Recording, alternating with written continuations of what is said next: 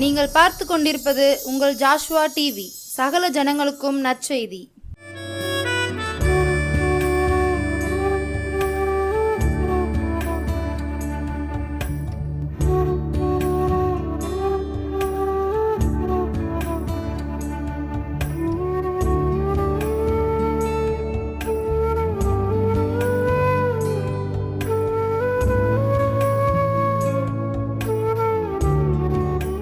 இயேசு கிறிஸ்துவின் நாமத்தினால் இந்த ஜாஷுவா டிவி மூலம் உங்களை சந்திக்க மிக்க மகிழ்ச்சி அடைகிறோம்.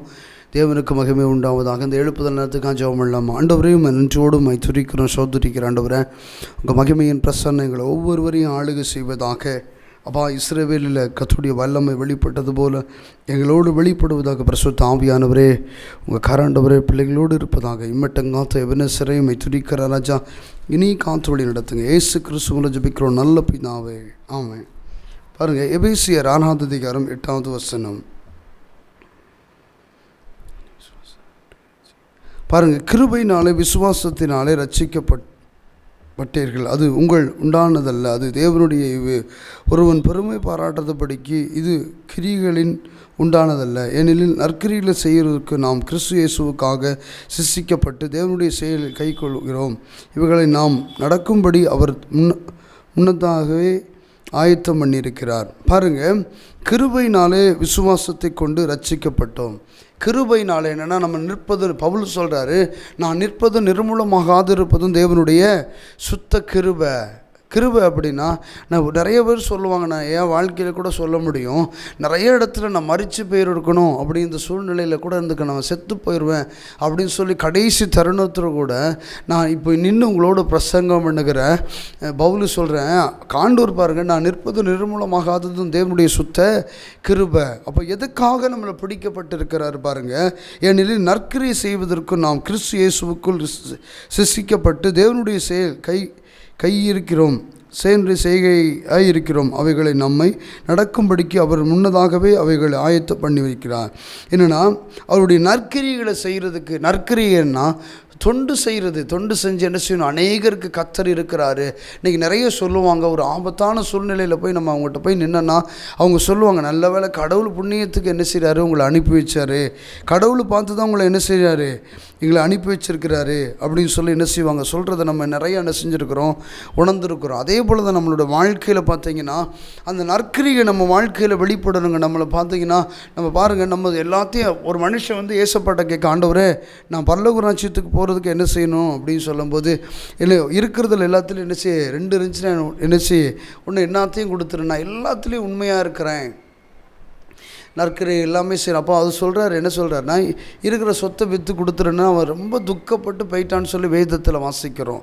அந்த ஊமையை நம்ம பார்க்குறோம். அதே போல் தான் நம்மளோட வாழ்க்கையில் என்ன அப்படின்னா, நற்கிரியை வெளிப்படணும் அப்படின்னு சொல்லி ஆண்டவர் ரொம்ப விரும்புகிறார். ஏனெனில் நற்கிரியை செய்கிறதற்கு நாம் கிறிஸ்து இயேசுவுக்கு சிருஷ்டிக்கப்பட்டோம் பாருங்கள், நம்ம நற்கிரியை செய்யப்படணும். நம்மளோட வாழ்க்கையில் நற்கிரியை நம்மளோட வெளிப்படணுக்கு தான் நம்மளை என்ன செய்கிறாரு, சிருஷ்டிக்கப்பட்டிருக்கிறாரு. அப்போ நம்மளோட வாழ்க்கையில் அந்த நற்கிரியை நம்மளோட என்ன செய்யணும், வெளிப்படணும். பாருங்கள், ஆண்டவர் நம்மளை எதுக்காக என்ன செய்யணும், நற்கிரியை நம்மளோட வாழ்க்கையில் வெளிப்பட்டு கர்த்தர் இருக்கிறாரு. நிறைய பேர் சொல்லுவாங்க, என்னென்னா ஆண்டவர் என்ன செய்கிறாரு, இந்த மனுஷனோடு இருக்கிறாரு. கடவுள் தான் என்ன செய்கிறாரு, ஒரு மனுஷனோட இருதயத்தை பேசி என்ன செய்ய முடியும், நம்ம செய்ய முடியும், இல்லைனா என்ன செய்ய முடியாது, ஒன்றுமே செய்ய முடியாது அப்படின்னு சொல்லி நிறைய பேர் பேசுகிறத நான் கேட்டிருக்கிறேன். அதே போல் தான் நம்மளோட வாழ்க்கையில் நற்கிரியை வெளிப்படணும். பாருங்கள், லூக்கா 4வது அதிகாரம் முதல்ல, இயேசு கிறிஸ்து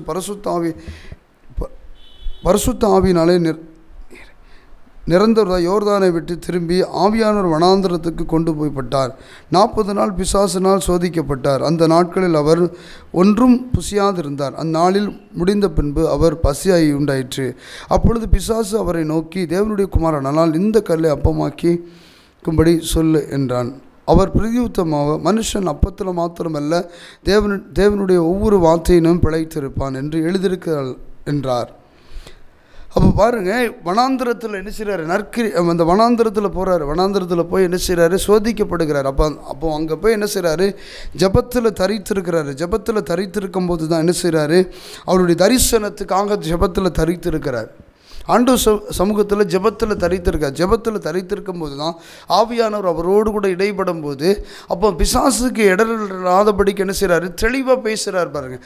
மனுஷன் அப்பத்தில் மாத்திரம் இல்லை, தேவனுடைய வாயிலிருந்து பிறக்கிற ஒவ்வொரு வார்த்தையில் என்ன செய்வான், பிழைப்பான்னு சொல்லி எழுதப்பட்டிருக்கிறது. இப்போ நம்மளோட சூழ்நிலையில் நம்ம இருக்கோம் அப்படின்னா, இப்போது 40 நாள் என்ன செய்வோம், 40 நாள் வனாந்திரத்தில் இருந்துட்டு என்ன செய்வோம், பாசிக்கிட்டு எப்படா சாப்பிடுவோம் அப்படின்னு நினைப்போம். எல்லாரும் அப்படி இருக்க சூழ்நிலையில் இருக்கிறோம். அப்போ அப்படி இருக்கிற சூழ்நிலையில் அப்போ கூட என்ன செய்கிறாரு, தேவனுடைய ஆவியானவர் அவரோடு இருந்தாராம். ஞானஸ்தானம் பெறும்போது பரிசுத்த ஆவியானவர் புறாவை போல் இறங்கினாரா. இன்றைக்கி அநேகருடைய வாழ்க்கையில் ஞானஸ்தானம் பெறுறோன்னு பரிசுத்த ஆவியை நம்மளால் உணர முடியல. அன்றைக்கி மனம் திரும்பலை. ஆனால் இயேசு கிறிஸ்து மனம் திரும்புகிறாரு. எப்படி மனம் திரும்புகிறாரு அப்படின்னா, கர்த்தருடைய ஆவியானவர் எப்படி சொல்கிறாரு அப்படின்னா, தெளிவாக நல்லா புரிஞ்சுக்கோங்க. ஆவியானவர் தெளிவாக சொல்கிறாரு என்னென்னா, மனம் திரும்புறதுக்குனா என்ன காரணம்னா, நம்ம மனம் திரும்பியிருந்தோம்னா என்னைக்கு ஞானஸ்தானம் எடுக்கிறோமோ அன்றைக்கே பரிசுத்த ஆவியானவர் நம்ம மேலே ஊற்றப்பட்டுருவார். இன்றைக்கி நம்ம ஞானஸ்தானம் எடுத்து இன்றைக்கி 10 வருஷம் ஆச்சு, 5 வருஷம் ஆகி இன்றைக்கி பரிசுத்த ஆவியை நான் என்னென்னு பார்க்க முடியல, பரிசுத்த ஆவியை நான் இன்னும் உணர முடியலன்னு சொல்லி நிறைய பேருடைய வாழ்க்கையில் நான் பார்க்குறேன். என்னென்னா அவங்களோட குணாதிசயம் மாறலை. நம்ம ரட்சிக்கப்பட்டிருக்கணும், நம்மளோட குணாதிசயம் மாறிடும். கோபம் நம்மளை விட்டு போயிடும், எரிச்சல் நம்மளை விட்டு போயிடும், முறுமுறுப்பு நம்மளை விட்டு போயிடும், எல்லாமே போயிடும். வசனம் சொல்லுது பாருங்கள், ரட்சிக்கக்கூடாதபடிக்கு ஏசையில் சொல்ல, ரட்சிக்கக்கூடாதபடிக்கு என் கை குருவி போகவும் இல்லை, கேட்கக்கூடாதபடிக்கு என் செவி மந்தமாகவும் இல்லை. நீ செஞ்ச பாவமும் நீ செஞ்ச அக்கிரமும் என்ன செய்யுது, உனக்கு நன்மையை செய்ய விடாதபடிக்கு என்ன செய்யுது, தடை பண்ணுதுன்னு சொல்லி வேதம் சொல்லப்படுகிறது. உனக்கு நான் உன்னை ஆசீர்வதிக்கிறதுக்கு தடை பண்ணுகிறதுன்னு சொல்கிறாரு வேதத்தில். அப்போ என்ன அப்படின்னா, அதே போல் தான் இன்றைக்கி பரிசுத்த ஆவியை நம்ம பெற்றுக்கொள்கிறதுக்கு நமக்குள்ளே குணாதிசயம் மாறணுங்க. பரிசுத்த ஆவியாக நமக்குள்ளே வரும்போது வசனம் சொல்லுது, பாவத்தை மறைக்கிறோம் வாழ்வடைய மாட்டான், அந்த அறிக்கை செய்து விட்டுவிடுவனும் இறக்கம் வருவான்னு சொல்லி வேதத்தில் தெளிவாக சொல்லப்படுகிறது.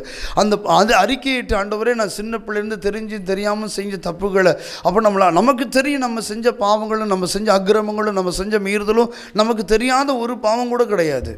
எல்லாம் செய்கிறோம், பாவம் செய்ய போகிறோன்னு தெரியும். அப்புறம் அந்த பாவத்தை தெரியாமல் எப்படி செய்ய முடியும், நான் மறந்துட்டேன்னு சொல்ல முடியாது. ஆண்டவர்கிட்ட நம்ம கேட்கும்போது, ஆண்டவரே எனக்கு ஞாபகப்படுத்தி கொடுங்க, நான் அதை அறிக்கையிட்டு ஜெபிக்கணும் ஏசப்பா, நான் ஜெபிச்சு அந்த பரிசுத்த ஆவி வல்லமையை பெற்றுக்கொள்ளணும், அந்த பரிசுத்த ஆவியின் கிருபையை பெற்றுக்கொள்ளணும். அப்போ பாருங்கள், இயேசு கிறிஸ்து பாருங்கள், வனாந்திரத்தில் சோதிக்கப்பட்டு அவர் எல்லாத்தையும் சரீரத்தை ஒடுக்கி என்ன செய்ய, மாம்சத்தை ஒடுக்கி உட்காந்து ஜெபம் பண்ணி பிதாவிட்ட என்னென்ன காரியம்னு சொல்லி பெற்றுக்கொண்டு என்ன செய்கிறாரு, இந்த 3 வருஷம் ஊழியத்தை பார்த்தீங்கன்னா பலமாக வெளிப்பட்டார். பிசாசுகளை துரத்தினார், கட்டுகளை முறித்தார், மூங்களை முறித்தார், சத்துரு வல்லமைகளை அதமாக்கினார். நாரி போன லாசருவை என்ன செஞ்சா, 3 நாள் ஆச்சு செத்து நாரி போச்சு. லாசருவை செத்து போனார், அவ்வளோதான், முடிஞ்சு போச்சு, நாரி போச்சு. மரியாதை மாத்தாலும் எதிர்பட்டு கொள்கிறாங்க. லாசர் வீட்டுக்கு வர்றாரு இயேசு கிறிஸ்து. வரும்போது மரியாதை மாத்தால எதிர்பட்டு வந்து சொல்கிறாங்க, நீங்கள் 3 நாளைக்கு முன்னால் வந்திருக்கலாமே, என்ன செஞ்சுருக்கோம், போனால் நாரி போயிருக்குமே, சரீரம் நாரி போயிருக்குமே அப்படி சொல்லும்போது ஏசப்பா அங்கே ஒரு கலக்கத்தோடு இருந்தார், கண்ணீர் வடித்தாராம். அங்கே தேவனுடைய நாம மகிமை அந்த அளவுக்கு அவருக்குள்ளே வல்லமை இருந்துச்சு. அப்போ என்னென்னா, ஆண்டவர் பிதாவோட தனிச்சிருந்து ஜெபத்தில் உறுதியாக இருந்தார். அவர் எந்த நேரமும் அவர் சொல்கிறார், நான் தனிச்சு இல்லை, அவர் என்னை தனிச்சு விடலை பிதா, அவர் என்னோடு கூட இருக்கிறாருன்னு சொல்கிறாரு. பேதுரு சொல்கிறார், நீ நேசகுமாரன்னு சொல்கிறாரு. ஏன்னா அவர் கூட இருக்கிறார். அந்த வல்லமையை வெளிப்படுத்தினா பிதா அவரோடு இருக்கிறதுனால தான் அந்த பலத்த காரியங்களை செஞ்சுருக்கிறாரு. இப்போ நம்மளோட ஊழியத்தின் பாதையில் கர்த்தர் நம்மளோடு பலத்த காரியங்களை செய்யணும்னா அவரோடு நம்ம உடன்படிக்கை பண்ணணும், அவரோடு கூட என்ன செய்யணும், பிரயாணப்படணும், அவரோடு கூட அமர்ந்திருக்கணும். அதான் சொல்கிறாரு, நீ அமர்ந்திருக்கும் போது நானே தேவன் என்று நீ அறிந்து கொள்ளுவேன்னு சொல்லி தாவீதுட்ட சொல்கிறாரு.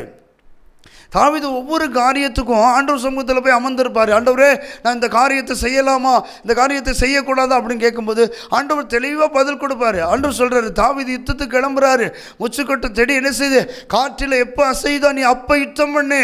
அன்னைக்கு ஒரு சேனையே அங்கே நிற்கி, இஸ்ரவேல் சேனை நிற்கி, தாவீதோட வார்த்தைக்கு காத்திருக்குது. அப்போ தாவீது அந்த ஜனத்துக்கு போய் சொல்லலை, தாவீது கர்த்தருடைய வார்த்தைக்காக காத்திருந்தார்.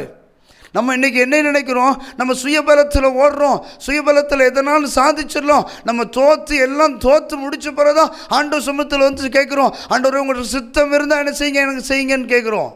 அதை கேட்டுடலாம்ல. கேட்டிருந்தோம்னா நேரத்தையும் டயத்தையும் வேஸ்ட் பண்ணியிருக்க வேண்டாம், ஆண்டவர் சமூகத்தில் கேட்டு பெற்றுக்கலாம்ல. அப்போ நம்ம அவர்கிட்ட கேட்டு எந்த காரியத்தை செஞ்சோம்னா அவருக்கூட நம்ம தோல்வி வர்றதுக்கு வாய்ப்பு இல்லை. அவர் சொல்கிறார், குதிரையோ இத்தனை நாளுக்கு ஆயத்தமாக இருக்குது, ஜெயமோ கத்தலான்னு வரும்னு சொல்கிறாரு. அப்போ அந்த காரியம் ஜெயமாக மாறணும் அப்படின்னா நம்ம ஜெபத்தில் பிதாவோடு நம்ம தரித்திருக்கணும். இயேசு கிறிஸ்துவோடு நம்ம ஜெபத்தில் என்ன செய்யணும்? எந்த சமயத்தில் நம்ம வேண்டிகிட்டே இருக்கணும். ஒரு ஊழியத்தை செய்கிறோம் அப்படின்னா, ஒரு ஊழியத்தை செய்கிறோம், இல்லை ஒரு ஜெப ஊழியத்தை செய்கிறோம், ஒரு ஆராதனை நடத்துகிறோம் சர்ச்சில், இல்லை ஆண்டவர் சமூகத்தில் என்ன செய்கிறோம்? ஒரு கூட்டி பெருக்கிறோம் அப்படின்னா ஆண்டவர் சமூகத்தில் உட்காரணும். ஏசப்பா எனக்கு உதவி செய்யுங்க, நான் என்ன செய்யணும், நான் எப்படிலாம் ஊழியம் செய்யணும், நான் எந்த இடத்துல நான் எப்படிலாம் நான் வாழணும், நான் எப்படி உங்கள் சித்தத்தின்படி செய்யணும்னு சொல்லி அவர்கிட்ட கேட்டுகிட்டே இருக்கணும். அதை தப்பு என்ன செய்கிறார்? இயேசு கிறிஸ்து பிதாவோடு பேசிகிட்டே இருக்கிறாரு. பாருங்க, சொல்கிறார் பாருங்க, கர்த்தருடைய ஆவியானவரை என்மேல் இறங்கி தரித்திரருக்கு சுவிசேஷத்தை பிரசங்கிக்கும்படிக்கு என்னை அபிஷேகம் பண்ணினார். இருதய நொறுங்குண்டவர்களுக்கு குணமாக்க, சிறைப்பட்டவர்களுக்கு விடுதலையாக்கவும், குருடனுக்கு பார்வையடையவும் பிரசகப்படுத்தினார். நொறுங்குண்டவர்களை விடுதலையாக்கவும் கர்த்தருடைய அனுக்கிரக வருஷம் பிரதிஷ்டப்படுகிறோம் என்று அனுப்பினார் என்று எழுதியிருக்கிற இடத்தை அவர் கண்டு. பாருங்கள், எதுக்காக? ஆவியானவர் என்ன செய்ய அவர் மேலே எப்பவுமே இருந்தார். ஏசாயாவுக்கு அப்பொழுது ஏசாயா தீர்க்கதரிசி புஸ்தகம் அவரிடத்தில் கொடுக்கப்பட்டது. அவர் புஸ்தகத்தை விரித்த போது கர்த்தருடைய ஆவியானவர் என்ன பாருங்க, இயேசு கிறிஸ்து மேலே ஆவியானவர் தீர்க்கமாக போய் எருசலேம் சபையில் பேசுகிறாரு. நொறுங்குண்ட இருதயங்களுக்கு என்ன செய்து தேற்றுவதற்கும் ஆவியானவர் என் மேல் தரித்திரருக்கு சுவிசேஷத்தை பிரசங்கிக்கும்படிக்கும் என்னை அபிஷேகம் பண்ணினார். தரித்திரருக்கு அப்போ என்ன சரி, இயேசு கிறிஸ்துவை போல என்னென்னா அவருக்கு என்னென்னா அவர் தரிசனம் புரிஞ்சிச்சு. அந்த 40 நாள் காத்திருந்த தரிசனத்தை பெற்றுக்கொண்டார். என்ன சுவிசேஷம் அவர் சொல்கிறார் பாருங்கள், தெளிவாக சொல்கிறார் பாருங்கள். கர்த்தருடைய ஆவியானவரே என் மேல் இறங்கினார், தரித்திரருக்கு சுவிசேஷத்தை பிரசங்கிக்கப்படியும் என்னை அபிஷேகம் பண்ணினார். இருதயம் நொறுங்குண்டவர்களுக்கு குணமாக்கவும், சிறைப்பட்டு போவர்களுக்கு விடுதலையாக்கவும், குருடனுக்கு பார்வையடையவும் பிரயாசப்படுவதற்கும், நொறுங்குண்டவர்களை விடுதலையாக்கவும் கர்த்தருடைய அனுக்கிரக வருஷம் பிரசித்தப்படுத்தவும் என்னை அனுப்பினார் என்று எழுதியிருக்கிறதே. இதை அவர்கள் கண்டு. பாருங்க, ஏசாயா தீர்க்கதரிசி மூலம் எழுதப்பட்டதை எருசலேம் சபையில் போய் வாசிக்கிறார். வாசித்து சொல்கிறார், இப்படி என்ன செய்கிறார்? என்ன தெரிந்திருக்கிறாரு பிதா, என்ன தெரிஞ்சு என்ன செய்கிறாரு? இந்த பூலோகத்துக்கு அனுப்பியிருக்கிறாருன்னு சொல்கிறாரு. அப்போ அதே போல் நம்மளோட வாழ்க்கையில் ஜெப வாழ்க்கை எப்படி இருக்குது? அவர் தரிசனத்தை தெரிஞ்சு என்னை எதுக்கு அனுப்புனாருன்னு சொல்லி இங்கே சாட்சி கொடுக்குறார் பாருங்க சபையில். அப்போ நம்மளோட வாழ்க்கையில் நம்மளை எதுக்கு தெரிஞ்சிருக்கிறாருன்னு சொல்லி நம்ம அவர் சமூகத்தில் உட்காந்து நம்ம சாட்சி கொடுத்துருக்குறோமா? நம்மளோட வாழ்க்கை எப்படி இருக்குது? வெந்தது தின்னுட்டு விதி வந்தால் போயிடுவோம் அப்படிங்கிற சூழ்நிலையில் தான் இருக்கிறோம். ஆனால் விதி வந்தால் போய் நான் எந்த இடத்துக்கு போவோம் அப்படின்னு தெரியல. இல்லை, நம்ம நினைக்கிறோம் ஞானஸ்தானம் பெற்றுட்டோம், வசனம் சொல்லுது இரு பக்கமும் கருக்குள்ள பட்டயம், அது 2 பக்கமும் சாஞ்சாலை இடிக்க தான் செய்யும். நேராக போனால் தான் என்ன செய்ய முடியும்? பலவீனப்படுத்தாது அந்த பட்டயம். அப்போ ஆண்டவர் நம்ம எதுக்கு முன்குறித்திருக்கிறார்? அவர் திட்டத்தை நிமிஷாரு நம்மளோட வெளிப்படுத்துறதுக்கு தான். எதுக்கு நமக்கு நினைச்சார்? ஜபம் எதுக்கு நம்ம ஜபம் பண்ணுறோம்? ஆண்டவர் சொன்னது அந்த ஜபத்தில் நம்ம தரித்திருக்கிறோமா? நம்ம தரிசனத்தை குறித்து ஜபத்தில் தரித்திருக்கிறோமா? தேவ திட்டத்தை குறித்து தரித்திருக்கிறோமா? இப்போ எப்படி உட்காந்துருக்குறோம்? சாஸ்திர கிறிஸ்தவ மாதிரி உட்காந்துருக்குறோம்.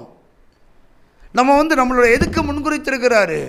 அவர் செஞ்ச ஊழியத்தை, சத்தியத்தை அறிவீர்கள், சத்தியம் உங்களை விடுதலை ஆக்கும்னு சொல்லப்படுது. ஆவியானவர் எங்கெங்கே உண்டு அங்கே விடுதலை உண்டுன்னு சொல்லி வேதத்தில் தெளிவாக சொல்லப்படுகிறது. நீங்கள் பிரசங்கம் பண்ணும்போது ஆவியானவர் உங்களுக்குள்ளே வந்தார்னா உங்களுக்குள்ளே நோய் இருக்காது, உங்களுக்கு வச்ச செய்வனை உங்களுக்கு என்ன செய்யாது? உங்களை மேற்கொள்ளாது, தரித்திரம் உங்களை மேற்கொள்ளாது. வசனம் சொல்லுது அபிஷேகம் என்ன செய்யும்? உங்களை முறிக்கும். நீங்கள் பிரசங்கம் பண்ணும்போது உங்கள் மேலே இறங்குற அபிஷேகம் உங்களுக்கு விரோதமாக இருக்கிற உங்களை முறிச்சிடும். இன்றைக்கி என்ன செய்கிறோம்? பாஸ்டரை தேடி என்ன செய்கிறோம்? போய் என்ன செய்கிறோம்? நம்ம இன்றைக்கி வாழணும், இந்த உலகத்தில் வாழணும், ஒரு ஆளை ஜெபம் பண்ணுறதுக்கு ஒரு ஆள் வேணும், ஒரு ஊழியக்காரர் வேணும். காசை கொடுத்து பிடிச்சி வச்சுருக்குறோம். இன்றைக்கி நம்மளால் என்ன செய்ய முடியாது? சுயமாக ஜெபம் பண்ண முடியாது. அந்த ஜெபம் கேட்கப்படலை. நம்ம ஜெபம் பண்ணுற சுயமாக ஜெபம் பண்ணுற ஜெபம் கேட்கப்படலை. அன்றைக்கி இயேசு கிறிஸ்து ஜெபம் பண்ணும்போது பிதா பதில் கொடுத்து குருடனை கண்களை திறந்தார், முதுமனை நடக்க செய்தார், திமிர்வாதக்காரனை சுகமாக்கினார், கட்டுண்டவர்களை விடுதலையாக்கிறார், நொறுங்குண்ட இருதயங்களை தேற்றினார். இவ்வளோ காரியங்களை என்ன செய்கிறாரு?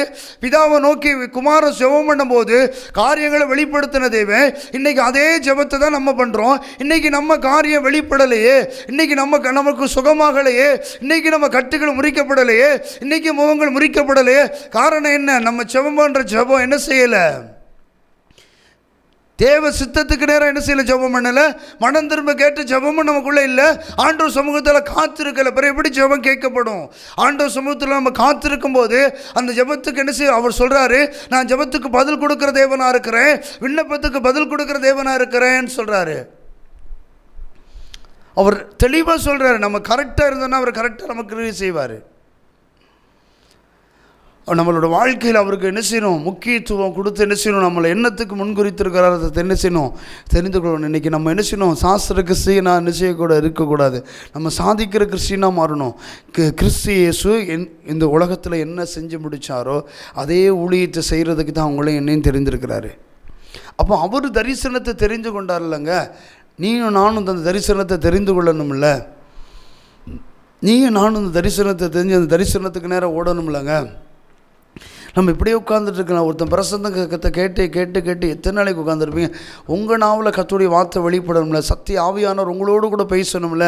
உங்களோடு கூட பேசி கத்த சொல்கிற உன் ஜாதிகளுக்கு ஒன்று ஒளியாகவும் உன் ஜாதிகளுக்காக ஒன்று தீர்க்கதரிசியாகவும் வைத்திருக்கிறேன்னு சொல்லுகிறாரு. நீங்கள் என்றைக்கு தீர்க்கதரிசியாக மாற போகிறீங்க? நீங்கள் என்றைக்கு ஒளியாய் மாற போகிறீங்க? அவர் இருளில் இருக்க ஜனங்களை என்ன செய்கிறாரு, வெளிச்சத்துக்கு கொண்டு வந்த இயேசு கிறிஸ்து உங்களை அந்த வெளிச்சத்துக்கு வெளிச்சத்தின் பிள்ளைகள் அல்லவான்னு சொல்லி வேதத்தில் எழுதப்பட்டிருக்கு. நீங்கள் என்றைக்கு வெளிச்சத்தின் பிள்ளைகளாக மாற போகிறீங்க? இந்த கடைசி கால தரிசனத்துக்கு என்ன செய்கிறாரு ஆண்டவர், உங்களை என்ன செய்கிறாரு, முன்குறித்து வைத்திருக்கிறாரு. அந்த கடைசி கால தரிசனம் என்ன செய்யணும், நம்மளோடு நிறைவேறணும். அப்போ பிதாவிட்ட நம்ம ஜெபம் பண்ணும் போது தான் நம்மளை குறித்த தரிசனத்தை குறித்து என்ன செய்ய வெளிப்படுத்துவார். அபுக்குக்குள்ளே சொல்லப்படுறாங்க, குறித்த காலத்தில் தரிசனம் வைக்கப்பட்டிருக்கு, அதுக்கு தாமதிக்க, அதுக்காக காத்துரு, அது நிச்சயமாக விளங்குன்னு சொல்லி வேதத்தில் சொல்லப்பட்டிருக்கிறது. அதே தரிசனத்துக்கு தான் ஆண்டவர் என்ன செய்கிறாரு, வனாந்தரத்தில் 40 நாள் தரித்திருந்தார். தனித்திருந்து பிதாவும் அவரோடு கூட இருந்து அவர் தரிசனத்தை பெற்று என்ன செஞ்சார், பட்டணத்துக்குள்ளே இறங்க ஆரம்பித்தார். 3 வருஷம் வல்லமையாக ஊழியம் செஞ்சார். இயற்கைக்கு அப்பாற்பட்ட விஷயத்தெல்லாம் செஞ்சார். இன்றைக்கி உன் ஊழியத்தில் வல்லமை வெளிப்படலையா? உன் ஊழியத்தில் வரங்கள் வெளிப்படலையா? உன் ஊழியத்தில் கிரியை வெளிப்படலையா? தனித்திருந்து பாரு. கர்த்தருடைய ஆவியானவர் பலத்த காரியங்களை செய்வார். பலத்த காரியங்களை உன்னை கொண்டு செய்கிறதுக்கு தான் அன்னைக்கு பிதாவோடு தனித்திருந்து ஜெபத்தில் தரித்திருந்தார் இயேசு கிறிஸ்து. இன்றைக்கி நம்மளோட வாழ்க்கையிலையும் நம்ம ஜெபத்தில் என்ன செய்யலை, தரித்தில்லை. நம்ம தரித்திருக்கும் போது தான் நம்ம தேவ திட்டத்தை உணர்ந்து அவருடைய வாரத்தை உணர்ந்து ஓட முடியும். இல்லைன்னா என்ன செய்ய முடியாது, ஓட முடியாது. என்ன செய்யும், உலகத்தை சார்ந்து தான் நம்ம ஓட முடியும். நம்ம ஓடுற நம்ம பண்ணுகிற பிரசங்கத்தில் வல்லமை இருக்காது. நம்ம பண்ணுகிற பிரசங்கத்தில் என்ன செய்ய, கிரியை வெளிப்படாது. நம்ம பண்ணுகிற உபதேசத்தில் அநேகர் என்ன செய்ய மாட்டாங்க, மனம் திரும்ப மாட்டாங்க. நம்ம காத்திருந்து ஆண்டவர் சமூகத்தில் வல்லமைகளை தரித்து கொள்ளும் போது தான், வல்லமையை தரித்து கொள்ள எலும்பு சியோன் குமாரத்தையே உன் வல்லமையை தரித்து கொள்ளுன்னு சொல்லுகிறாரு. நம்ம என்ன செய்ய, முடக்கி கொண்டே இருக்கக்கூடாது. எலும்பு என்ன செய்யணும், அநேக இடத்து பட்டணத்துக்குள்ளே கிராமங்களில் என்ன செய்யலாம், சுவிசேஷம் பிரசாபப்படுத்துங்க. கர்த்தருடைய தேவ திட்டத்தை நிறைவேற்றுங்க. இந்த கடைசி காலத்தில் ஆண்டவர் இந்த எழுப்புதலுக்காக ஆண்டவர் என்ன செய்கிறார், ஒவ்வொருவரையும் முன்குறித்திருக்கிறாரு. இந்த தேவ திட்டத்துக்காக ஆண்டவர் சமூகத்தில் உட்கார்ந்து ஜெபம் பண்ணுங்க. இயேசு கிறிஸ்து தனிச்சு என்ன செய்யறார், வனாந்தரத்தில் போய் பிதாவும் அவரும் என்ன செஞ்சாங்க, அவர் என்ன செய்யறார், அவரும் பிதாவும் என்ன செய்ய ஒருமிச்சு இருந்தாங்க. என்ன தனிச்சு விடலன்னு சொல்றாரு. இன்னைக்கு தனியா இருந்து பிதா இயேசு கிறிஸ்து நம்மளை விட்டு போய், இயேசு கிறிஸ்துவை நம்ம விட்டு போய் ஊழியம் செய்ய முடியாது. அந்த ஊழியத்தில் அற்புதங்களை பார்க்க முடியாது, அடையாளங்களை பார்க்க முடியாது, அதிசயங்களை பார்க்க முடியாது, குருடன் கண்களை திறக்க முடியாது, முடமுட நடக்க செய்ய முடியாது, திமிர்வாதக்காரனை சுகமாக்க முடியாது, கட்டுண்டவர்களை காவலிருந்து விடுதலையாக்க முடியாது, தனிச்சு போய் எதையும் சாதிக்க முடியாது. இயேசு கிறிஸ்து நம்மளோடு இருக்கணும். அன்னைக்கு அது இயேசு கிறிஸ்துவோட பிதா கூட இருந்தாரு. என்ன தனிச்சு விடலன்னு சொல்றாரு. இன்னைக்கு நம்ம தனியா போய் எந்த வல்லமையை கட்டவிழ்க்க முடியாது. கர்த்தர் அவருடைய வல்லமையை கட்டவிழ்க்கிறதுக்கு தான் என்ன செய்றார், உங்களை என்னையும் தனித்து இருக்க சொல்றாரு. தனித்திருந்து ஜெபம் பண்ணி வல்லமையை தரித்து கொள்ளுங்க. தாவீது சொல்றாரு, நீ அமர்ந்திருந்து பாரு, நானே தேவன் என்று அறிந்து கொள்வேன் சொல்லுகிறாரு. அவர் சமூகத்தில் அமர்ந்திருந்து போய் பிரசங்கம் பண்ணி பாருங்க. அமர்ந்திருந்து போய் அநேகர் மேல கைகளை வைங்க. அமர்ந்திருந்து போய் என்ன செய்யுங்க, கட்டுகளை உடைங்க. அமர்ந்திருந்து போய் முகங்களை முறிங்க. கர்த்தர் பலத்த காரியங்களை உங்களை கொண்டு செய்ய அவர் வல்லமை உள்ள தேவனா இருக்கிறாரு. இந்த எழுப்புதல் நேரத்தில் ஆண்டவர் அதை தான் உங்களோடு பேசுகிறாரு. அன்னைக்கு இயேசு கிறிஸ்து செய்த ஊழியத்தை நிறைவேற்றுறதுக்கு தான் நீங்க ஆண்டவர் சமூகத்தில் ஜெபத்தில் தரித்திருக்கும் போது பலத்த காரியங்களை செய்யறதுக்கு தான் ஆண்டவர் உங்களை அழைத்திருக்கிறாரு. சும்மா என்ன செய்யக்கூடாது, மனுஷமாக்குற போல ஜெபம் பண்ணக்கூடாது. பிதாவோட பலிபீடம் அசைக்கப்படணும். இயேசு கிறிஸ்து அசைக்கப்படணும். கர்த்தருடைய பிரசன்னத்தை வானங்கள் திறக்கப்பட்டு பரிசுத்த ஆவியானவர் இறங்கி பனியை போல இறங்கி அநேகர் உணரத்தக்க பிரசங்கம் பண்ணணும். நம்ம ஜெபிக்கிற ஜெபத்தில் வல்லமை வெளிப்படணும். நம்ம ஜெபிக்கிற ஜெபத்தில் அற்புதம் நடக்கணும். நம்ம ஜெபிக்கிற ஜெபத்தில் அதிசயம் நடக்கணும். நம்ம ஜெபிக்கிற ஜெபத்தில் அநேகர் மனமான்றதை பார்க்கணும். அப்போ பார்க்கணும்னு ஆண்டவர் சமூகத்தில் அமர்ந்திருக்கணும். அப்படிப்பட்ட ஒரு ஊழியத்தை என்ன செஞ்சார், குமாரன் செஞ்சார். அவர் சமூகத்தில் ஜெபத்தில் தரித்திருக்கும் போது தான் பலத்த காரியங்களை செஞ்சார். தனித்திருக்கணும் அவர் சமூகத்தில் ஜெபத்தில் தரித்திருக்கும் போது தான் பலத்த காரியங்களை நம்மளோடு வெளிப்படுத்துகிற தேவனாக இருக்கிறார். ஜெபம் பண்ணாமா எழுப்புதல் நேரத்துக்கு ஆண்டவரே உம்மை நன்றியோடு உம்மை துதிக்கிற ராஜா. ஆண்டவரே பிதாவோடு நான் தனித்திருக்கலை, அவர் என்னை தனியே விடலைன்னு சொன்னீங்களப்பா. அப்பா அந்த செய்தியை கேட்டுருக்கிற ஒவ்வொரு பிள்ளைகளுக்காக ஜெபிக்கிற ஆண்டவரே, உங்கள் வல்லமை ஆண்டவரே ஒவ்வொருவருக்குள்ளேயும் வெளிப்படுவதாக. ஒவ்வொருவர் ஆண்டவரே உங்கள் சமூகத்தில் காத்திருந்து வல்லமைகளை தரித்து கொண்டு அப்பா பவுல் காலத்தில் இங்கே தேசத்தை கலக்கிறவங்க இங்கே வந்துட்டாங்கன்னு சொல்லத்தக்க அநேகர சீசர்களை எழுப்புங்க ஆண்டவரே. இயேசு கிறிஸ்துவை போல 3.5 வருஷம் ஊழியம் செஞ்சாங்க ஆண்டவரே. அந்த ஊழியத்தில் பலத்த காரியங்களை செஞ்சீங்களே, அநேக ஊழியக்காரங்க மேலேயும் அப்பா அப்போஸ்தலர் மேலேயும் தீர்க்கதரிசி மேலேயும் அந்த வல்லமை ஊற்றப்படட்டும், ஜெபாவி ஊற்றப்படட்டும், விண்ணப்பத்தின் ஆவி ஊற்றப்படட்டும், வேண்டுதல் ஆவி ஊற்றப்படட்டும். தேவனோடு உடன்படிக்கை பண்ணுகிற ஒரு ஜெபம் அந்த பிள்ளைகளுக்குள்ள வெளிப்படுவதாக. பரிசுத்த ஆவியானவரே எங்களை தாழ்த்தி வெறுமையாக்குகிற ஆண்டவரே, நாங்கள் அல்ல ராஜா, நீங்கள் எங்களை ஆசீர்வதிங்க, பலப்படுத்துங்க. இயேசு கிறிஸ்து மூலம் ஜெபிக்கிறோம் நல்ல பிதாவே, ஆமென்.